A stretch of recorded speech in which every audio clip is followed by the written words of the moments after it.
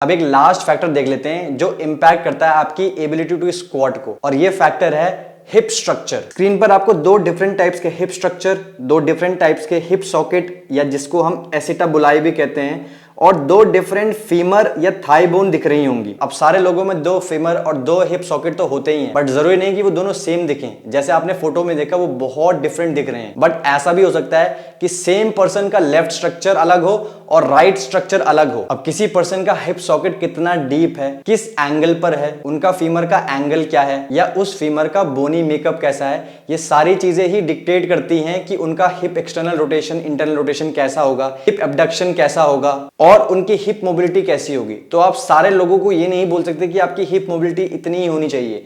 May be उन लोगों का स्ट्रक्चर ही अलग हो। अब हो सकता है कि किसी पर्सन का नॉर्मल हिप स्ट्रक्चर हो और वो आराम से एक्सटर्नल और इंटरनल हिप रोटेशन परफॉर्म कर पा रहे हो, बट ऐसा भी हो सकता है कि किसी का हिप एंटीवर्टेड या रेट्रोवर्टेड हो। एंटीवर्टेड यानी उनका हिप सॉकेट फॉरवर्ड डायरेक्शन में एंगल्ड होता है, और रेट्रोवर्टेड मतलब उनका हिप सॉकेट बैकवर्ड डायरेक्शन में एंगल्ड होता है। तो इन दोनों केस में हिप का इंटरनल और एक्सटर्नल रोटेशन अलग अलग होने वाला है। आप स्क्रीन पर लेफ्ट साइड वाले पेल्विस को देख सकते हो जिसका हिप सॉकेट एंटीवर्टेड है, और राइट साइड वाला पेल्विस न्यूट्रल है। अब सिंस लेफ्ट वाला पेल्विस एंटीवर्टेड है, इस केस में हिप इंटरनल रोटेशन ज्यादा होगा और एक्सटर्नल हिप रोटेशन का डिग्री कम होगा। तो इसीलिए डिफरेंट स्ट्रक्चर होने के कारण बहुत लोगों को वाइड स्टांस टो आउट करके स्क्वाट कंफर्टेबल लगता है, और बहुत लोगों को narrow stance with toes pointing forward भी बहुत ज्यादा कंफर्टेबल लग सकता है। तो ये प्रूव है कि सबका स्क्वाट अलग दिखने वाला है because of different proportions and different structures.